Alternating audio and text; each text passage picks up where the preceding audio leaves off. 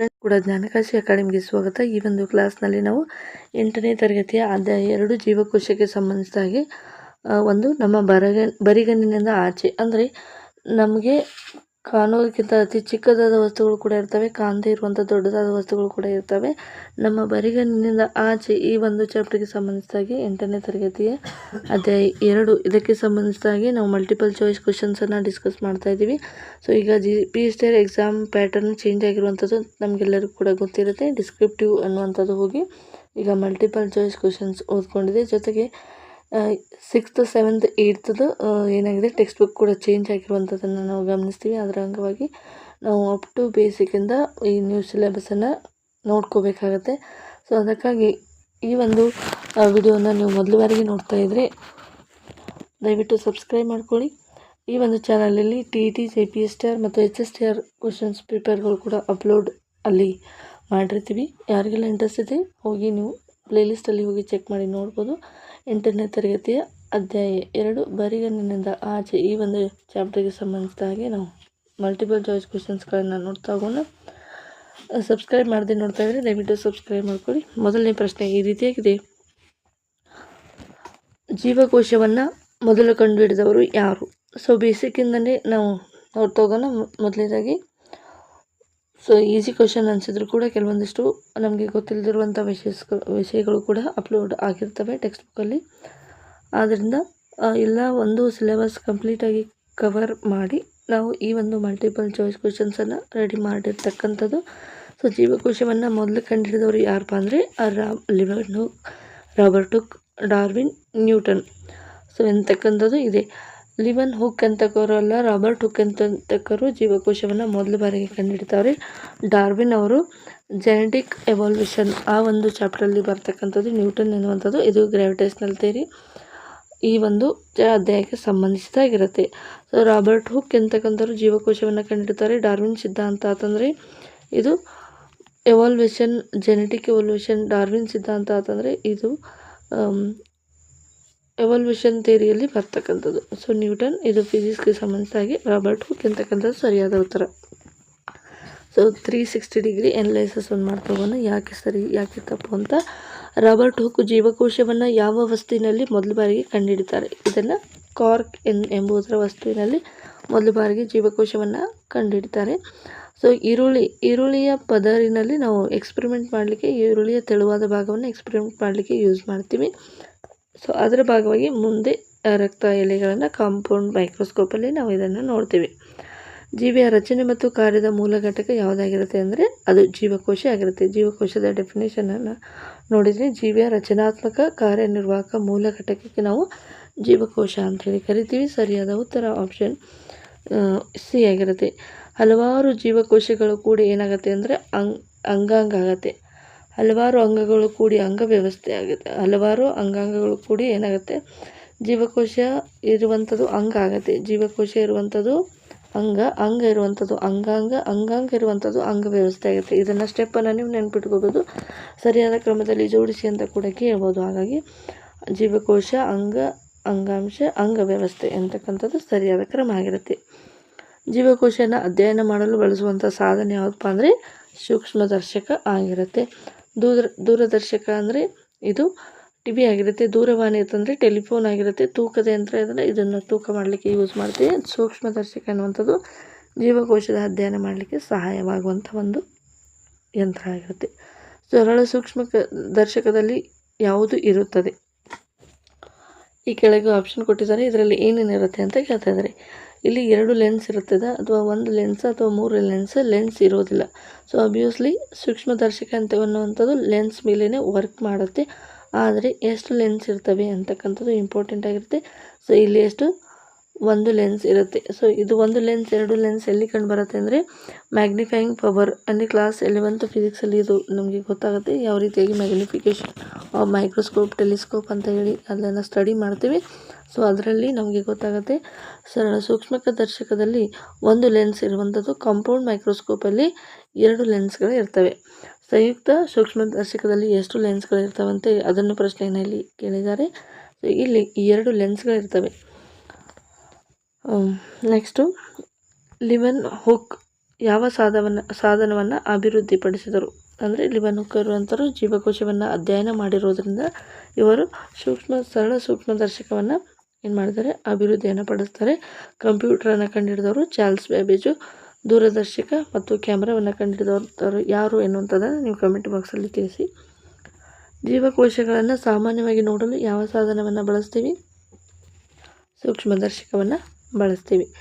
ಈರುಳ್ಳಿ ಸಿಪ್ಪೆಯ ಕೋಶಗಳನ್ನು ನೋಡಲು ಮೊದಲು ಏನು ಮಾಡಬೇಕು? ಅಂದರೆ ನಿಮಗೆ ಈರುಳ್ಳಿ ಎಕ್ಸ್ಪರಿಮೆಂಟ್ ಮಾಡೋದು ಗೊತ್ತಿರುತ್ತೆ, ಆಲ್ರೆಡಿ ನಿಮಗೆ ಕೇಳಿರ್ತೀರ, ಮಾಡಿರ್ತೀರ.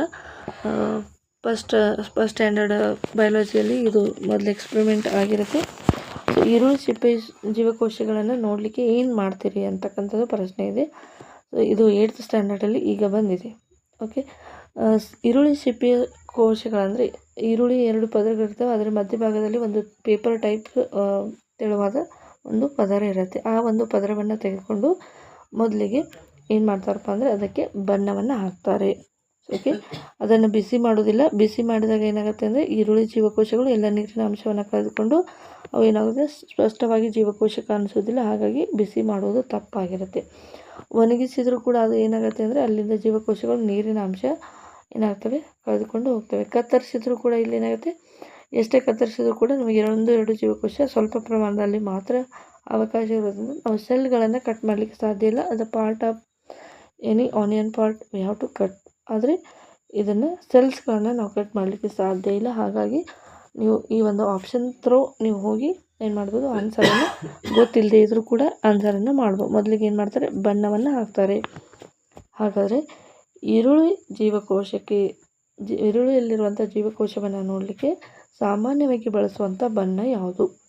ಅಂದರೆ ಬಣ್ಣ ಯಾಕೆ ಹಾಕ್ತಾರೆ ಎನ್ನುವಂಥದ್ದು ಮುಖ್ಯ ಉದ್ದೇಶ ಗೊತ್ತಿರಬೇಕು ನಿಮಗೆ. ಮೊದಲಿಗೆ ಜೀವಕೋಶವು ಎನ್ನುವಂಥದ್ದು ಕಂಪ್ಲೀಟಾಗಿ ಏನಾಗಿರುತ್ತೆ ಅಂದರೆ ನೀರಿನಿಂದ ಆವೃತ ಆಗಿರುತ್ತೆ. ಯಾವ ಸೆಲ್ಲು ಇನ್ನೊಂದು ಸೆಲ್ಲಿಂದ ಡಿಫ್ರೆನ್ಸಿಯೇಷನ್ ಗೊತ್ತಾಗಬೇಕಾದ್ರೆ ಅದಕ್ಕೆ ನಾವು ಒಂದಿಷ್ಟು ಬಣ್ಣವನ್ನು ಹಾಕ್ತೀವಿ. ಆ ಬಣ್ಣಗಳ ಮೂಲಕ ಏನಾಗುತ್ತೆ, ಕ್ಸೈಲಮ್ ಮತ್ತು ಕೋಶ ಭಿತ್ತಿಗಳ ಮೂಲಕ ಅದು ಬಣ್ಣ ಎಲ್ಲ ಕಡೆಗೂ ಸ್ಪ್ರೆಡ್ ಆಗಿ ನಾವು ಈಸಿಯಾಗಿ ಜೀವಕೋಶಗಳನ್ನು ಐಡೆಂಟಿಫಿಕೇಷನ್ ಮಾಡ್ಬೋದು ಮೈಕ್ರೋಸ್ಕೋಪಲ್ಲಿ. ಹಾಗಾಗಿ ಇಲ್ಲಿ ಏನು ಮಾಡ್ತಾರಪ್ಪ ಅಂದರೆ ಬಣ್ಣವನ್ನು ಬಳಸ್ತಾರೆ. ಹಾಗಾದರೆ ಆ ಒಂದು ಬಳಸುವಂಥ ಬಣ್ಣ ಯಾವುದು ಅಂತ ಕೇಳ್ತಾರೆ. ಸೊ ಸರಿಯಾದ ಉತ್ತರ ಏನಾಗಿರುತ್ತೆ ಅಂದರೆ ಮಿಥಾಲಿನ್ ನೀಲಿ ಅಂತಕ್ಕಂಥದ್ದು ಸರಿಯಾದ ಉತ್ತರ. ಸೊ ಅರಿಶಿನ, ಕೆಂಪು ಮಸಿ, ಚಾಕ್ ಇವೆಲ್ಲವೂ ಕೂಡ ರಾಂಗ್ ಆಗಿರುತ್ತೆ. ಜೀವಕೋಶದ ಹೊರಪದರ ಯಾವುದು? ಜೀವಕೋಶದ ಹೊರಪದರ ಯಾವುದು? ಒಂದು ಜೀವಕೋಶವನ್ನು ನೀವು ಏನು ಮಾಡಬೇಕು, ಡಯಾಗ್ರಾಮನ್ನು ನೋಡ್ಕೋಬೇಕಾಗುತ್ತೆ. ಸಸ್ಯ ಜೀವಕೋಶದ್ದು ಬೇರೆ ಥರ ಆಗಿರುತ್ತೆ, ಪ್ರಾಣಿ ಜೀವಕೋಶದ್ದು ಬೇರೆ ಥರ ಆಗಿರುತ್ತೆ. ಅಂದರೆ ಸ್ವಲ್ಪ ಸಿಮಿಲರ್ ಆಗಿರುತ್ತೆ, ಕೆಲವೊಂದಿಷ್ಟು ಅಲ್ಲಿ ಏನಾಗಿರೋದಿಲ್ಲ, ಕಣದಂಗಗಳು ಬೇರೆ ಬೇರೆ ಆಗಿರ್ತವೆ. ಅದನ್ನು ನೀವು ನೋಡ್ಕೋಬೇಕು. ಸೊ ಸಸ್ಯ ಜೀವಕೋಶದ ಹೊರಪದರ ಯಾವುದಾಗಿರುತ್ತೆ? ಕೋಶ ಪೊರೆನ, ಜೀವಕೋಶದ ಪೊರೆನ, ಕೋಶ ಗೋಡೆ ಅಥವಾ ಕೋಶ ಭಿತ್ತಿ ಅಂತ ಕೂಡ ಕರೀತಾರೆ. ಕೇಂದ್ರಕ ಅಂದರೆ ನ್ಯೂಕ್ಲಿಯಸ್ಸು, ಸೈಟೋಪ್ಲಾಸಮ್ ಅಂದರೆ ಅಲ್ಲಿ ಜೀವಕೋಶದಲ್ಲಿ ಇರುವಂಥದ್ದು. ಇದರಲ್ಲಿ ಜೀವಕೋಶದ ಪೊರೆಯ ಇದು ಜೀವಕೋಶ ಅಂತಂದರೆ ಇದು ಒಂದು ಜೀವಕೋಶದ ಪೊರೆ ಇರುತ್ತೆ. ಜೀವಕೋಶದ ಮೇಲ್ಭಾಗದಲ್ಲಿ ಕೋಶ ಭಿತ್ತಿ ಇರುತ್ತೆ. ಅದರ ಮಧ್ಯಭಾಗದಲ್ಲಿ ನ್ಯೂಕ್ಲಿಯಸ್ ಇರುತ್ತೆ, ಅದು ಕೇಂದ್ರಕ ಆಗಿರುತ್ತೆ. ಈ ಒಂದು ಜೀವಕೋಶದಲ್ಲಿ ನೀರಿನ ಅಂಶ ಏನಿರುತ್ತೆ ಅದಕ್ಕೆ ನಾವು ಏನಂತ ಕರಿತೀವಪ್ಪ ಅಂದರೆ ಸೈಟೋಪ್ಲಾಸಮ್ ಅಂತ ಹೇಳಿ ಕರಿತೀವಿ. ಹಾಗಾಗಿ ಜೀವಕೋಶದ ಹೊರಪದರ ಯಾವುದಾಗಿರುತ್ತೆ ಅಂದರೆ ಅದು ಕೋಶ ಭಿತ್ತಿ ಸರಿಯಾದ ಉತ್ತರ. ಕೋಶದ ಜೀವಂತ ಭಾಗ ಯಾವುದು? ಯಾವುದೇ ಒಂದು ಜೀವಕೋಶದ ಜೀವಂತ ಭಾಗ ಯಾವುದು ಅಂತೇಳಿ ಕರಿತೀವಿ. ಸೊ ಯಾವುದೇ ಒಂದು ಜೀವಕೋಶ ಇದ್ದರೂ ಅದರಲ್ಲಿ ಹೆಚ್ಚಿನ ಪ್ರಮಾಣ ನೀರು ಇರುತ್ತೆ. ಹಾಗಾಗಿ ನೀರು ಹೆಚ್ಚು ಪ್ರಮಾಣದಲ್ಲಿ ಇದ್ದರೆ ಅಲ್ಲಿ ಎಲ್ಲ ರೀತಿಯಾದ ಮೆಟಬಾಲಿಕ್ ಆ್ಯಕ್ಟಿವಿಟೀಸು ಈಸಿಯಾಗಿ ನಡೀತಾ ಇರುತ್ತೆ. ಹಾಗಾಗಿ ಸೈಟೋಪ್ಲಾಸಮ್ ಇದ್ದರೆ ಮಾತ್ರ ಅದಕ್ಕೆ ನಾವು ಜೀವಂತ ಭಾಗ ಅಂತೇಳಿ ಕರಿತೀವಿ. ಹಾಗಾಗಿ ಸರಿಯಾದ ಉತ್ತರ ಏನಾಗಿರುತ್ತೆ ಅಂದರೆ ಸೈಟೋಪ್ಲಾಸಮ್. ಅಂದರೆ ಕೋಶ ಗೋಡೆ ಅಂದರೆ ಕೆಲವೊಂದಿಷ್ಟು ಮರಗಳಲ್ಲಿ ಔಟರ್ ಸರ್ಫೇಸನ್ನು ನೋಡುತ್ತೆ, ಸ್ವಲ್ಪ ಹಾಳಾಗಿರುತ್ತೆ, ಅದು ಏನಾಗಿರುತ್ತೆ ಡೆಡ್ ಸ್ಕಿನ್ ರೀತಿಯಲ್ಲಿ ಇದು ಫಾರ್ಮ್ ಆಗಿರುತ್ತೆ. ಕೋಶಗೋಡೆ ಜೀವಂತವಾಗಿ ಇರ್ಬೋದು, ಇರಲಿಕ್ಕಿಲ್ಲ. ಗಾಳಿ, ನೀರು ಇವು ಕೋಶಕ್ಕೆ ಸಂಬಂಧಿಸಿದ ಅಲ್ಲ. ಆದರೂ ಕೂಡ ಇಲ್ಲಿ ಒಂದು ಕೋಶ ಜೀವಂತವಾಗಿ ಇರಬೇಕಪ್ಪ ಅಂದರೆ ಅದಕ್ಕೆ ಮುಖ್ಯವಾಗಿರುವಂಥ ಕಾರಣ ಸೈಟೋಪ್ಲಾಸಮ್ ಆಗಿರುತ್ತೆ. ಕೋಶದ ನಿಯಂತ್ರಣ ಕೇಂದ್ರ ಯಾವುದು? ಒಂದು ಜೀವಕೋಶ ಅತ್ಯಂತ ನಿಯಂತ್ರಣ ರೀತಿಯಲ್ಲಿ ಕೆಲಸ ಮಾಡ್ತಾ ಇದೆ ಅಥವಾ ಅದರ ಮೆಟಬಾಲಿಕ್ ರಿಯಾಕ್ಷನ್ಸ್ಗಳು ಕರೆಕ್ಟಾಗಿ ಆಗ್ತಾ ಇದ್ದಾವೆ ಅಂದರೆ ಯಾವುದರ ಒಂದು ನಿಯಂತ್ರಣದಲ್ಲಿ ಇದು ನಡೆಯುತ್ತೆ? ಸೈಟೋಪ್ಲಾಸಮ, ಕೇಂದ್ರಕ ಅಥವಾ ಕೋಶಗೋಡೆ ಅಥವಾ ರಸಕೋಶ? ಸೊ ಸರಿಯಾದ ಉತ್ತರ ಏನಾಗುತ್ತೆ? ಕೇಂದ್ರ ಅಂದರೆ ನ್ಯೂಕ್ಲಿಯಸ್. ನ್ಯೂಕ್ಲಿಯಸ್ ಎನ್ನುವಂಥದ್ದು ಒಂದು ಜೀವಕೋಶದ ಅತ್ಯಂತ ಮುಖ್ಯವಾದ ಭಾಗ ಆಗಿರುತ್ತೆ. ಕೇಂದ್ರ ಎನ್ನುವಂಥದ್ದು ಅಲ್ಲಿ ಅದರಲ್ಲಿ ನ್ಯೂಕ್ಲಿಯಸ್ ಇರುತ್ತೆ, DNA ಇರುತ್ತೆ, ಕ್ರೋಮೋಸೋಮ್ಸ್, ಜೀನ್ಸ್ ಎಲ್ಲವೂ ಕೂಡ ನ್ಯೂಕ್ಲಿಯಸ್ ಇರುತ್ತೆ. ಸೊ ಒಂದು ಸೆಲ್ಲಿಗೆ ಏನು ಬೇಕು ಇನ್ಫಾರ್ಮೇಷನ್ ಎಲ್ಲವೂ ಕೂಡ ಅಲ್ಲಿ ಇನ್ಕ್ಲೂಡ್ ಆಗಿರುತ್ತೆ. ಹಾಗಾಗಿ ಇದು ಜೀವಕೋಶದ ನಿಯಂತ್ರಣ ಭಾಗ ಎನ್ನುವಂಥದ್ದು ಕೇಂದ್ರ ಆಗಿರುತ್ತೆ.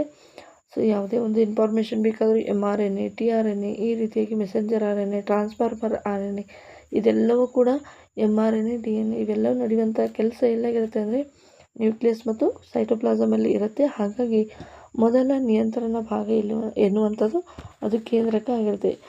ಇದಕ್ಕೆ ಇನ್ನೊಂದು ಪುಷ್ಟೀಕರಣ ಮಾಡುವ ರೀತಿಯಲ್ಲಿ ನಾವು ನೋಡೋದಾದರೆ ಯಾವುದೇ ಒಂದು ನಾವೀಗ ಮೈಟೋಸಿಸ್ ಮತ್ತು ಮಿಯಾಸಿಸ್ಗಳ ಕೋಶ ವಿಭಜನೆ ಪ್ರಕ್ರಿಯೆಯನ್ನು ನೋಡಿರ್ತೀವಿ.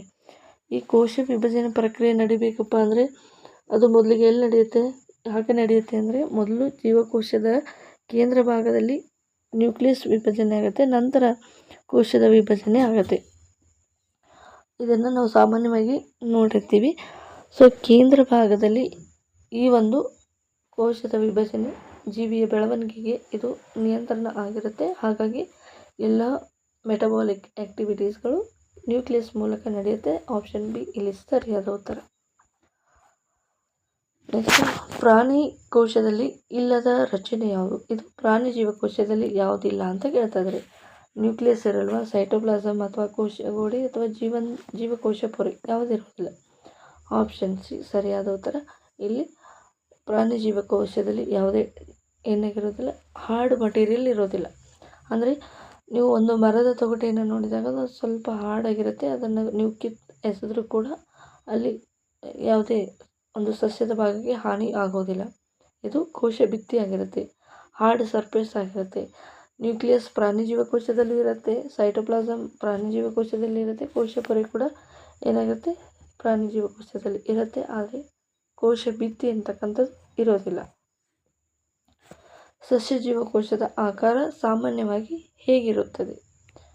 ನಿಯಮಿತವಾಗಿರುತ್ತಾ, ಆಯತಾಕಾರ, ವೃತ್ತಾಕಾರ, ತ್ರಿಕೋನಾಕಾರ ಇವೆಲ್ಲವೂ ಕೂಡ ಇರುವುದಿಲ್ಲ. ಹಾಗಾಗಿ ಸರಿಯಾದ ಉತ್ತರ ಆಯತಾಕಾರದಲ್ಲಿ ಈ ಒಂದು ಸಸ್ಯ ಜೀವಕೋಶ ಇರುತ್ತೆ.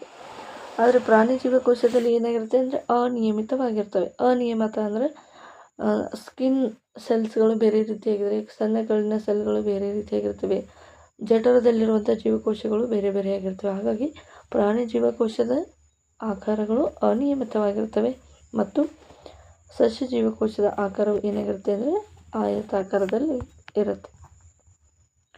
ಪ್ರಾಣಿ ಜೀವಕೋಶದ ಆಕಾರ ಸಾಮಾನ್ಯವಾಗಿ ಏನಾಗಿರುತ್ತೆ? ಅನಿಯಮಿತವಾಗಿರುತ್ತೆ. ಕೋಶದ ಒಳಗಿನ ಜಲ್ಲಿ ರೀತಿಯ ದ್ರವ ಯಾವುದು? ಒಂದು ಜೀವಕೋಶದಲ್ಲಿ ಜಲ್ಲಿ ರೀತಿ ವಾಟರ್ ಕಂಟೆಂಟ್ ಇರ್ತದೆ ಅಂತ ನಾವು ಹೇಳಿದ್ವಿ. ಹಾಗಾದರೆ ಆ ವಾಟರ್ ಕಂಟೆಂಟ್ ಜಲ್ಲಿ ರೀತಿಯಲ್ಲಿ ಇರುವಂಥ ದ್ರವ ಯಾವುದು? ಅದರ ಹೆಸರೇನು? ಅದಕ್ಕೆ ಸರಿಯಾದ ಉತ್ತರ ಸೈಟೋಪ್ಲಾಸಮ್. ಸರಿಯಾದ ಉತ್ತರ ಸೈಟೋಪ್ಲಾಸಮ್ ಆಗಿರುತ್ತೆ. ಜೀವಕೋಶವನ್ನು ಸುತ್ತುವರಿಯುವ ತೆಳುವಾದ ಪದರ ಯಾವುದು? ಜೀವಕೋಶವನ್ನು ಸುತ್ತುವರಿಯುವಂಥ ತೆಳುವಾದ ಪದರ ಯಾವುದು ಅಂತ ಕೇಳ್ತಿದ್ರೆ ಸರಿಯಾದ ಉತ್ತರ ಅದು ಜೀವಕೋಶ ಪೊರೆ ಅಥವಾ ಕೋಶ ಪೊರೆ ಅಂತ ಕೂಡ ನಾವು ಕರಿತೀವಿ. ಕೋಶ ಭಿತ್ತಿಯ ಹೊರಭಾಗದಲ್ಲಿ ಕೋಶಗೋಡೆ ಇರುತ್ತೆ, ಜೀವಕೋಶದ ಕೇಂದ್ರ ಭಾಗದಲ್ಲಿ ಏನಿರುತ್ತೆ? ಕೇಂದ್ರಕ ಇರುತ್ತೆ ಅಥವಾ ನ್ಯೂಕ್ಲಿಯಸ್ ಇರುತ್ತೆ.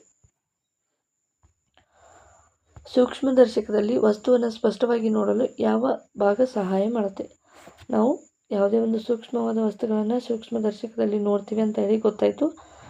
ಆ ಒಂದು ವಸ್ತು ಕಾಣಬೇಕಪ್ಪ ಅಂದರೆ ಯಾವ ಒಂದು ವಸ್ತು ಇಲ್ಲಿ ಸಹಾಯ ಮಾಡುತ್ತೆ ಅಂತ ಕೇಳ್ತಾಯಿದ್ರೆ ಸರಿಯಾದ ಉತ್ತರ ಏನಪ್ಪ ಅಂದರೆ ಅದು ಲೆನ್ಸ್ ಆಗಿರುತ್ತೆ. ಲೆನ್ಸನ್ನು ಅಳವಡಿಸಿರ್ತಾರೆ. ಆ ಲೆನ್ಸ್ನ ಸಹಾಯದಿಂದ ನಾವು ವಸ್ತುಗಳನ್ನು ನೋಡ್ಕೋಬೇಕು.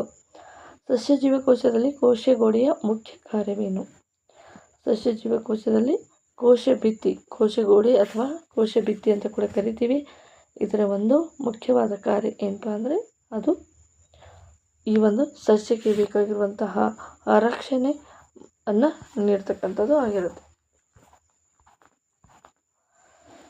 ನೆಕ್ಸ್ಟು ಮೈಕ್ರೋಗ್ರಾಫಿಯಾ ಪುಸ್ತಕವನ್ನು ಬರೆದಂಥವರು ಯಾರು? ಮೈಕ್ರೋಗ್ರಾಫಿಯಾ ಅಂತಕ್ಕಂಥ ಪುಸ್ತಕನ ಬರೆದಂಥವರು ಯಾರು? ಇದನ್ನು ಬರೆದಿರುವಂಥ ವಿಜ್ಞಾನಿ ರಾಬರ್ಟ್ ಹುಕ್ ಲಿವನ್ ಹುಕ್ ಅಂತಕ್ಕಂಥವ್ರು ಈ ಜೀವಕೋಶದ ಬಗ್ಗೆ ಅಧ್ಯಯನವನ್ನು ಮಾಡಿರ್ತಾನೆ. ಆ ಒಂದು ಜೀವಕೋಶದ ಅಧ್ಯಯನ ಕುರಿತಾದ ಮಾಹಿತಿಯನ್ನು ಮೈಕ್ರೋಗ್ರಾಫಿ ಅನ್ನುವಂಥ ಪುಸ್ತಕದಲ್ಲಿ ಇದನ್ನು ಬರೆದಿಟ್ಟಿರುವಂಥದ್ದು. ರಾಬರ್ಟ್ ಹುಕ್ ಜೀವಕೋಶವನ್ನು ಕಂಡುಹಿಡಿದಿರುವಂಥ ವರ್ಷ ಯಾವುದು? ಅದು ಸರಿಯಾದ ಉತ್ತರ 1665. ಈರುಳ್ಳಿ ಸಿಪ್ಪೆ ಯಾವ ರೀತಿಯ ಕೋಶಗಳನ್ನು ಹೊಂದಿರುತ್ತೆ? ಇದು ಈರುಳ್ಳಿ ಸಿಪ್ಪೆ ಅಂತಕ್ಕಂಥದ್ದು ಯಾವ ರೀತಿಯಾದ ಕೋಶವನ್ನು ಹೊಂದಿರುತ್ತೆ ಅಂದರೆ ಇದು ಸಸ್ಯ ಜೀವಕೋಶವನ್ನು ಹೊಂದಿರುತ್ತೆ. ಕೋಶ ಸಿದ್ಧಾಂತವನ್ನು ಪ್ರತಿಪಾದಿಸಿದ ವಿಜ್ಞಾನಿಗಳಲ್ಲಿ ಒಬ್ಬರು ಯಾರು? ಸರಿಯಾದ ಉತ್ತರ ಕೋಶ ಸಿದ್ಧಾಂತ ಬೇರೆ ಮತ್ತು ಈ ಕೋಶವನ್ನು ಕಂಡುಹಿಡುವಂಥ ವಿಜ್ಞಾನಿ ಬೇರೆ. ಹಾಗಾಗಿ ಸರಿಯಾದ ಉತ್ತರ ಏನಪ್ಪ ಅಂದರೆ ಆಪ್ಷನ್ ಎ ಸ್ಲೈಡನ್ ಅಂತಕ್ಕಂಥವ್ರು ಸರಿಯಾದ ಉತ್ತರ. 25 ಜೀವಕೋಶ ಸಿದ್ಧಾಂತದಲ್ಲಿ ಮತ್ತೊಬ್ಬ ವಿಜ್ಞಾನಿ ಯಾರು ಅಂತ ಇದೆ. ಕೋಶ ಸಿದ್ಧಾಂತದಲ್ಲಿ ಮತ್ತೊಬ್ಬ ವಿಜ್ಞಾನಿ ಸರಿಯಾದ ಉತ್ತರ ಸ್ವಾನ್ ಮತ್ತು ಸ್ಲೇಡರ್ ಅಂತಕ್ಕಂಥವ್ರು ಕೋಶ ಸಿದ್ಧಾಂತವನ್ನು ಮಂಡಿಸಿರುವಂಥ ವಿಜ್ಞಾನಿ. ಸೂಕ್ಷ್ಮದರ್ಶಕದಲ್ಲಿ ಹೆಚ್ಚಿನ ವರ್ಧನೆ ನೀಡುವಂಥ ಭಾಗ ಯಾವುದು? ಸೂಕ್ಷ್ಮದರ್ಶಕದಲ್ಲಿ ಹೆಚ್ಚಿನ ವರ್ಧನೆ ನೀಡುವಂಥ ಭಾಗ ಯಾವುದು ಅಂತ ಕೇಳ್ತಾಯಿದ್ರೆ ಐಪೀಸ್ ಆಬ್ಜೆಕ್ಟಿವ್ ಲೆನ್ಸ್ ಆಗಿರುತ್ತೆ, ಸ್ಟ್ಯಾಂಡ್ ಆಗಿರುತ್ತೆ. ಸ್ಟ್ಯಾಂಡ್ ಅಂದರೆ ಇದು ಸಪೋರ್ಟಿವ್ ಮಾತ್ರ ಆಗಿರುತ್ತೆ, ಮಿರರ್ ಆಗಿರುತ್ತೆ, ಕ್ಲಿಪ್ ಆಗಿರುತ್ತೆ ಅಂತ ಹೇಳ್ತಾರೆ. ಸೊ ಇಲ್ಲಿ ನೀವು ಜೀವಕೋಶದ ಒಂದು ಆಕಾರವ ರಚನೆಯನ್ನು ನೋಡ್ಕೊಂಡಿದ್ರೆ ಅಲ್ಲಿ ಹೆಚ್ಚಿನ ಮ್ಯಾಗ್ನಿಫಿಕೇಷನ್ ನೀಡುವಂಥದ್ದು ಲೆನ್ಸ್ ಆಗಿರುತ್ತೆ. ಐಪೀಸ್ ಅಂದರೆ ಒಂದು ಐಪೀಸ್ ಅಂದರೆ FE ಅಂತ ಹೇಳಿ ಕರಿತೀವಿ ನಾವು. ಐಪೀಸ್ ಅಂದರೆ ಇದು ಫೋಕಲ್ ಲೆಂತ್ ಆಫ್ ಐಪೀಸ್ ಅಂತ ಹೇಳಿ ಕರಿತೀವಿ. ಇದು ಆಬ್ಜೆಕ್ಟಿವ್ ಲೆನ್ಸ್, ಅದು ಹೆಚ್ಚಿನ ವರ್ಧನೆಯನ್ನು ನೀಡುವಂಥ ಭಾಗ ಐಪೀಸ್ ಅಥವಾ ಆಬ್ಜೆಕ್ಟಿವ್ ಲೆನ್ಸ್ ಆಗಿರುತ್ತೆ. ಕೋಶಗೋಡೆ ಯಾವ ಜೀವಿಗಳಲ್ಲಿ ಕಂಡುಬರುತ್ತದೆ? ಇದು ಸಾಮಾನ್ಯವಾಗಿ ಸಸ್ಯ ಜೀವಕೋಶದಲ್ಲಿ ಕಂಡುಬರುತ್ತೆ. ಕೋಶದ ಎಲ್ಲ ಕ್ರಿಯೆಗಳು ನಡೆಯುವಂಥ ಭಾಗ ಎಲ್ಲಿ? ಇದು ಸರಿಯಾದ ಉತ್ತರ ಇಲ್ಲಿ ಆಪ್ಷನ್ ಎ ಸೈಟೋಪ್ಲಾಸಂ. ಕೋಶದ ಎಲ್ಲ ಜೀವಕ್ರಿಯೆಗಳು ನಡೆಯುವಂಥ ಭಾಗ ಸೈಟೋಪ್ಲಾಸಂ. ಜೀವಕೋಶದ ಅನುವಂಶೀಯ ಮಾಹಿತಿಯನ್ನು ಹೊಂದಿರುವಂಥ ಭಾಗ ಯಾವುದು? ಅನುವಂಶಿಯನ್ನು ಹೊಂದಿರುವಂಥ ಭಾಗ ಯಾವುದಾಗಿರುತ್ತೆ ಅಂತ ಕೇಳ್ತಾಯಿದ್ರೆ ಅದು ನ್ಯೂಕ್ಲಿಯಸ್ ಆಗಿರುತ್ತೆ. ನ್ಯೂಕ್ಲಿಯಸ್ ಅಥವಾ ಕೇಂದ್ರಕ. ಜೀವಕೋಶ ಅಧ್ಯಯನವನ್ನು ಏನೆಂದು ಕರೆಯುತ್ತಾರೆ? ಜೀವಕೋಶದ ಅಧ್ಯಯನವನ್ನು ಏನೆಂದು ಕರೆಯಲಾಗುತ್ತದೆ? The study of cell structure we called as cytology. Cell cytology ಅಂತ ಹೇಳಿ ನೆನ್ಪಿಟ್ಕೊರಿ. ಜೀವಕೋಶ ಶಾಸ್ತ್ರ ಅಥವಾ ಸೈಟಾಲಜಿ ಅಂತೇಳಿ ನಾವು ಕರಿತೀವಿ. ಸರಿಯಾದ ಉತ್ತರ ಆಪ್ಷನ್ ಬಿ.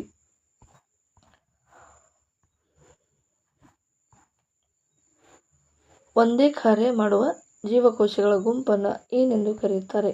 ಒಂದೇ ಕಾರ್ಯವನ್ನು ಮಾಡುವ ಜೀವಕೋಶದ ಗುಂಪನ್ನು ಏನೆಂದು ಕರೆಯುತ್ತಾರೆ? ಸರಿಯಾದ ಉತ್ತರ ಏನು? ಅಂಗಾಂಶ, ಟಿಶ್ಯೂ. ಒಂದೇ ಕೆಲಸ ಅಂದರೆ ಈಗ ಜಠರದಲ್ಲಿರುವಂಥ ಕೋಶಗಳು ಒಂದೇ ಕೆಲಸವನ್ನು ಮಾಡ್ತವೆ. ಸ್ತನಗಳಲ್ಲಿರುವಂಥ ಜೀವಕೋಶಗಳು ಒಂದೇ ಕೆಲಸವನ್ನು ಮಾಡ್ತವೆ. ಅದೇ ರೀತಿಯಾಗಿ ಲಿವರ್ನಲ್ಲಿರುವಂಥ ಕೋಶಗಳು ಏನಾಗಿರ್ತವೆ? ಒಂದೇ ಕೆಲಸವನ್ನು ಮಾಡ್ತವೆ. ಅದೇ ರೀತಿಯಾಗಿ ಒಂದೇ ರೀತಿಯ ಕಾರ್ಯವನ್ನು ಮಾಡುವಂಥ ಜೀವಕೋಶಗಳ ಗುಂಪನ್ನು ನಾವು ಅಂಗಾಂಶ ಅಂಥೇಳಿ ಕರಿತೀವಿ. ಅಂಗಾಂಶಗಳಿಂದ ನಿರ್ಮಾಣವಾಗಿರುವಂಥದ್ದು ಯಾವುದು?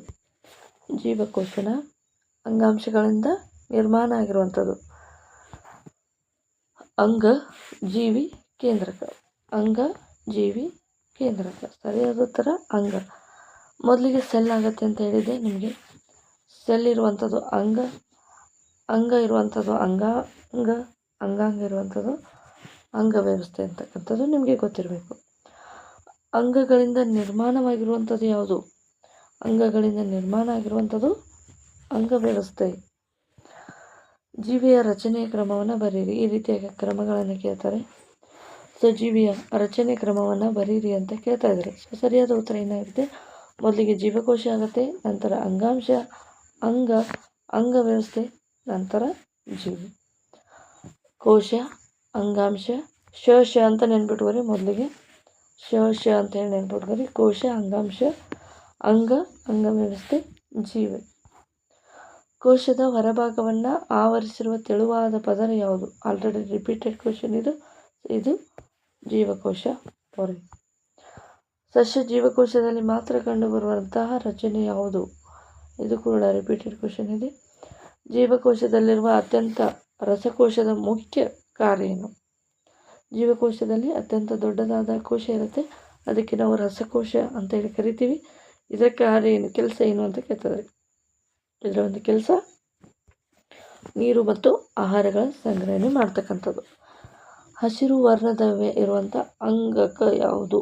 ಹಸಿರು ವರ್ಣದ್ರವ್ಯ ಅಂದರೆ ಯಾವುದೇ ಒಂದು ಸಸ್ಯ ಅದರಲ್ಲಿ ಸಸ್ಯ ಜೀವಕೋಶ ಇದೆ, ಅದು ತನ್ನ ಸಂತಾನ ಒಂದು ಆಹಾರವನ್ನು ತಾನೇ ತಯಾರಿಸ್ಕೊಳ್ಳುತ್ತೆ ಅಂದರೆ ಇಲ್ಲಿ ಗ್ರೀನ್ ಕಲರ್ ಪಾರ್ಟ್ ಇರಲೇಬೇಕು ಫೋಟೋಸಿಂಥಸಿಸ್ ಮಾಡಲಿಕ್ಕೆ. ಈ ಒಂದು ಫೋಟೋಸಿಂಥಸಿಸ್ ಮಾಡುವಂಥ ಕೆಲಸ ಈ ವರ್ಣದ್ರವ್ಯ ಇರುವಂತಹ ಜಾಗ ಯಾವುದು ಅಂತ ಹೇಳಿ ಕೇಳ್ತಾ ಇದ್ದಾರೆ.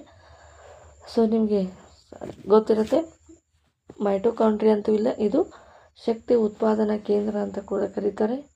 Energy source of woman organism, energy source of any cell ಅಂದರೆ ಅದು ಮೈಟೋಕಾಂಡ್ರಿಯಾ ಆಗಿರುತ್ತೆ.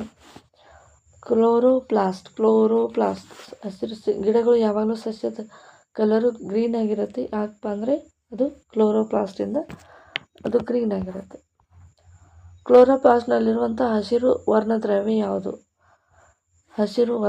ಯಾವುದು? ಹಿಮೋಗ್ಲೋಬಿನ್ ಅಂತ ಹೇಳ್ತಾ ಇದ್ದಾರೆ. ಮಾನವನ ದೇಹದಲ್ಲಿ ರಕ್ತ ಕೆಂಪಾಗಿರಲು ಕಾರಣ ಏನಪ್ಪ ಅಂದರೆ ಹಿಮೋಗ್ಲೋಬಿನ್ ಆಗಿರುತ್ತೆ. ಇದು ಅಲ್ಲ. ಕ್ಲೋರೋಪ್ಲಾಸ್ಟ್ನಲ್ಲಿರುವಂಥ ಹಸಿರು ವರ್ಣದ್ರವ್ಯ ಯಾವಪ್ಪ ಅಂದರೆ ಕ್ಲೋರೋಫಿಲ್. ಎರಡೂ ಕೂಡ ಒಂದೇ ರೀತಿಯಲ್ಲಿ ಹೆಸರಿದೆ, ನೆನ್ಪಿಟ್ಕೋಬೋದು. Chloroplast, chlorophyll. ಮೆಲನಿನ್ ಅಂತಕ್ಕಂಥದ್ದು ಮನುಷ್ಯನ ಕಲರ್ಗೆ ಇದು ಡಿಪೆಂಡ್ ಆಗಿರುತ್ತೆ. ಅಂದರೆ ಒಬ್ಬ ಮನುಷ್ಯ ಕಪ್ಪಾಗಿದ್ದರೆ ಅಲ್ಲಿ ಮೆಲನಿನ್ ಪ್ರಮಾಣ ಜಾಸ್ತಿ ಆಗಿರುತ್ತೆ, ಬೆಳ್ಳಗಿದ್ರೆ ಮೆಲನಿನ್ ಪ್ರಮಾಣ ಕಡಿಮೆ ಆಗಿರುತ್ತೆ. ಸೊ ಮನುಷ್ಯನು ಬಿಸಿಲಿಗೆ ಜಾಸ್ತಿ ಹೊತ್ತು ಅಡ್ಡಿಕೊಂಡಾಗ ಮೆಲನಿನ್ ಪ್ರಮಾಣ ಜಾಸ್ತಿ ಸೀಕ್ರೆಟ್ ಆಗಿ ಅಲ್ಲಿ ಮನುಷ್ಯ ಅಂತಕ್ಕಂಥವು ಬ್ಲ್ಯಾಕ್ ಕಲರಲ್ಲಿ ಕಾಣಲಿಕ್ಕೆ ಸಾಧ್ಯ ಆಗುತ್ತೆ. ಇದು ಮೆಲನಿನ್. ಕೆರಾಟಿನ್ ಅಂತಕ್ಕಂಥದ್ದು ಇದು ಒಂದು ಪ್ರೋಟೀನ್ ಆಗಿರುತ್ತೆ. ಇದು ಮಾನವನ ದೇಹದ ಕೂದಲು ಮತ್ತು ನೇಲ್ಸ್ಗಳಲ್ಲಿ ಈ ಒಂದು ಪ್ರೋಟೀನ್ ಕಾಣ್ತಕ್ಕಂಥದ್ದನ್ನು ನಾವು ನೋಡ್ತೀವಿ.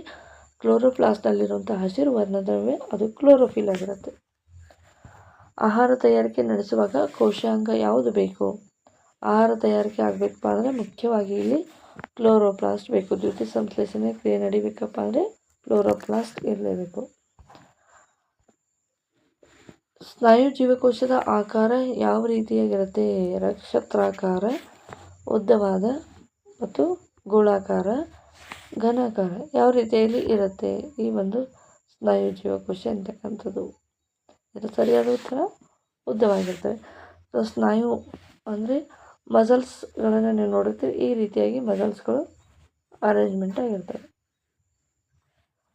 ಈ ರೀತಿಯಾಗಿ ಉದ್ದನೆಯ ಒಂದು ಈ ರಚನೆಯನ್ನು ಹೊಂದಿರ್ತವೆ. ನರಕೋಶದ ಆಕಾರ ಹೇಗಿರುತ್ತದೆ? ನರಕೋಶದ ಆಕಾರ ಯಾವ ರೀತಿಯಾಗಿರುತ್ತೆ? ಗೋಳಾಕಾರ, ನಕ್ಷತ್ರಾಕಾರ, ಆಯತಾಕಾರ, ಘನಾಕಾರ. ಸರಿಯಾದ ಉತ್ತರ ನಕ್ಷತ್ರಾಕಾರ. ನಕ್ಷತ್ರಾಕಾರ ಹೇಗೆ? ಉದ್ದನೆ ಅಂತಂದರೂ ಆಪ್ಷನಲ್ಲಿ ಬಂದಿದೆ, ಅದನ್ನು ಕೂಡ ನೀವು ಬರ್ಬೋದು. ಸೊ ಅದರ ಮೇನ್ ಪಾರ್ಟ್ ಏನಿರುತ್ತೆ ಅಂದರೆ ನಕ್ಷತ್ರಾಕಾರದಲ್ಲಿ ಇರುತ್ತೆ. ಸೊ ಇಲ್ಲಿ ಕರೆಕ್ಟಾಗಿ ಬರ್ತಾ ಇಲ್ಲ. ಸೊ ಇದಕ್ಕೆ ಏನಾಗುತ್ತೆ, ಒಂದು ನರ್ವ್ ಕನೆಕ್ಟ್ ಆಗಿರುತ್ತೆ, ಇದಕ್ಕೆ ಬೇರುಗಳು ಕೂಡ ಇರ್ತವೆ. ಈ ಬೇರುಗಳು ಈ ಒಂದು ಜೀವಕೋಶದ ಬ್ಯಾಕ್ ಪಾರ್ಟ್ ಏನಿರುತ್ತೆ, ಇಲ್ಲಿ ನಾವು ಏನಂತ ಕರಿತೀವಪ್ಪ ಅಂದರೆ ಇದಕ್ಕೆ ನರತುದಿ ಅಂತ ಕರಿತೀವಿ. ಈ ಒಂದು ಮಧ್ಯದಲ್ಲಿರುವಂಥ ಭಾಗಕ್ಕೆ ನಾವು ಆಕ್ಸಾನ್ ಅಂತ ಕರಿತೀವಿ. ಇಲ್ಲಿ ಇರುವಂಥದ್ದು ಕೇಂದ್ರಕೋಶ ಈ ಸ್ಟಾರ್ ರೀತಿಯಲ್ಲಿ ಈ ರೀತಿಯಾಗಿ ಇಲ್ಲಿ ಚಾಚ್ಕೊಂಡಿರುತ್ತೆ. ಇವುಗಳಿಗೆ ನಾವು ಟೆಂಡ್ರಾಯ್ಡ್ಸ್ ಅಂತ ಹೇಳಿ ಕರಿತೀವಿ. ಈ ಟೆಂಡ್ರಾಯ್ಡ್ಗಳಿಂದ ಏನಾಗುತ್ತೆ ಅಂದರೆ ರಾಸಾಯನಿಕ ಕ್ರಿಯೆ ನಡೆದು ಅದು ಆಕ್ಸಾನ್ ಮೂಲಕ ಇದು ವಿದ್ಯುತ್ ಕ್ರಿಯೆ ಇಲ್ಲಿ ಕ್ರಿಯೇಟ್ ಆಗಿ ರಾಸಾಯನಿಕ ಕ್ರಿಯೆ ಮೂಲಕ ನರತುದಿಯವರೆಗೆ ಸಾಗಿ ಮುಂದೆ ಇನ್ಫಾರ್ಮೇಷನನ್ನು ಕಳಿಸ್ತಕ್ಕಂಥದ್ದು. ಈ ಒಂದು ಚಾಪ್ಟರ್ಗೆ ಸಂಬಂಧಿಸಿದಾಗೆ ಡೀಟೇಲ್ ಆಗಿ ಜೀವನ ಸಹಭಾಗಿತ್ವ ಮತ್ತು ನಿಯಂತ್ರಣ ಚಾಪ್ಟರಲ್ಲಿ ಡೀಟೇಲ್ ಆಗಿ ನಾವು ಡಿಸ್ಕಸ್ ಮಾಡಿದ್ದೀವಿ. ಅಲ್ಲಿ ಹೋಗಿ ನೀವು ಈ ಚಾನಲನ್ನು ಕಂಪ್ಲೀಟಾಗಿ ವಿಸಿಟ್ ಮಾಡಿ ನೋಡ್ಬೋದು. ದೇಹದಲ್ಲಿ ಅತಿ ಉದ್ದವಾದ ಕೋಶ ಯಾವುದು? ದೇಹದಲ್ಲಿ ಅತ್ಯಂತ ಉದ್ದವಾದ ಕೋಶ ಯಾವುದಪ್ಪ ಅಂದರೆ ನರಕೋಶ ಆಗಿರುತ್ತೆ. ಸ್ನಾಯುಕೋಶದ ಮುಖ್ಯ ಕಾರ್ಯ ಏನು? ಸ್ನಾಯುಕೋಶದ ಮುಖ್ಯ ಕಾರ್ಯ ಏನು? ಸಂದೇಶ ಸಾಗಿಸುವುದು, ಸಂಕೋಚನ ಮತ್ತು ವಿಸ್ತರಣೆ, ರಕ್ತ ಸಾಧಿಸುವುದು. ಸ್ನಾಯುಕೋಶದ ಸರಿಯಾದ ಒಂದು ಕಾರ್ಯ ಏನಪ್ಪ ಅಂದರೆ ಅದು ವಿಸ್ತರಣೆ, ಸಂಕೋಚನೆ ಮತ್ತು ವಿಕಸನ ಮಾಡುವಂಥದ್ದು. ಅಂದರೆ ನೀವು ಜಾಸ್ತಿ ಎಕ್ಸಸೈಸ್ ಮಾಡಿದಾಗ ನಿಮ್ಮ ಬಾಡಿಯಲ್ಲಿ ಫ್ಲೆಕ್ಸಿಬಲ್ ಕ್ರಿಯೇಟ್ ಆಗುತ್ತೆ. ಇದು ಯಾವುದರಿಂದ ಆಗುತ್ತೆ ಅಂದರೆ ಈ ಒಂದು ಸ್ನಾಯು ಜೀವಕೋಶದ ಸಂಕೋಚನ ವಿಕಸನೆಯಿಂದ ಇದು ಸಾಧ್ಯವಾಗುತ್ತೆ. ನರಕೋಶದ ಮುಖ್ಯ ಕಾರ್ಯ ಏನು? ನರಕೋಶದ ಮುಖ್ಯ ಕಾರ್ಯ ಏನು ಅಂತ ಕೇಳ್ತಿದ್ರೆ ಸರಿಯಾದ ಉತ್ತರ ಇಲ್ಲಿ ಸಂದೇಶವನ್ನು ಸಾಗಿಸುವಂಥದ್ದು. ಇಲ್ಲಿ ನಿಮಗೆ ಸಂದೇಶ ರವಾನೆ ಆಗುವಂಥ ಸ್ಟೆಪ್ಸನ್ನು ಕೂಡ ಕೇಳ್ಬೋದು. ಈ ಸ್ಟೆಪ್ಸನ್ನು ಕೂಡ ನೀವು ನೋಡ್ಕೊಂಡು ಇಟ್ಕೊಂಡಿರಬೇಕು. ಪ್ರಾಣಿ ಜೀವಕೋಶದಲ್ಲಿ ಇಲ್ಲದ ರಚನೆ ಯಾವುದು? ಇದು ಕೂಡ repeated question. Question paper question ಏನಿದೆ ಅಂತ ನೋಡ್ತಾ ಹೋಗೋಣ. ಇಲ್ಲಿ ಜೀವಕೋಶದ ವಿವಿಧ ಜೀವಕೋಶಗಳು ಏಕೆ ವಿಭಿನ್ನ ಆಕಾರಗಳನ್ನು ಹೊಂದಿರ್ತವೆ? ಅಂದರೆ ಈಗ ಪ್ರಾಣಿ ಜೀವಕೋಶದಲ್ಲಿ ಅನಿಯಮಿತ ಆಕಾರ ಇರುತ್ತೆ, ಸಸ್ಯ ಜೀವಕೋಶದಲ್ಲಿ ಆಯತಾಕಾರದಲ್ಲಿ ಇರುತ್ತೆ. ಹೀಗೆ ಆಕಾರದ ಒಂದು ಕಾರಣ ಏನಂತ ಕೇಳ್ತಾ ಇದ್ದಾರೆ. ಹಾಗಾಗಿ ಇಲ್ಲಿ ಸರಿಯಾದ ಉತ್ತರ ಏನಪ್ಪ ಅಂದರೆ ಅವುಗಳು ಮಾಡುವಂಥ ಕೆಲಸದ ಮೇಲೆ ಇದು ಏನಾಗಿರುತ್ತೆ, ಅವುಗಳ ಒಂದು ವಿಭಿನ್ನ ಆಕಾರಗಳನ್ನು ಪಡೆದುಕೊಂಡಿರುತ್ತೆ. ಸೂಕ್ಷ್ಮ ಜೀವಿಗಳನ್ನು ಅಧ್ಯಯನ ಮಾಡಲು ಯಾವ ಸಾಧನವನ್ನು ಬಳಸ್ತಾರೆ? ಇದು ಆಲ್ರೆಡಿ ರಿಪೀಟೆಡ್ ಕ್ವಶನ್ ಇದೆ. ಸೂಕ್ಷ್ಮದರ್ಶಕ ಆಗಿರುತ್ತೆ. ನೀರಿನ ಕೊಳದ ನೀರಿನಲ್ಲಿ ಕಂಡುಬರುವ ಏಕಕೋಶ ಜೀವಿ ಯಾವುದು?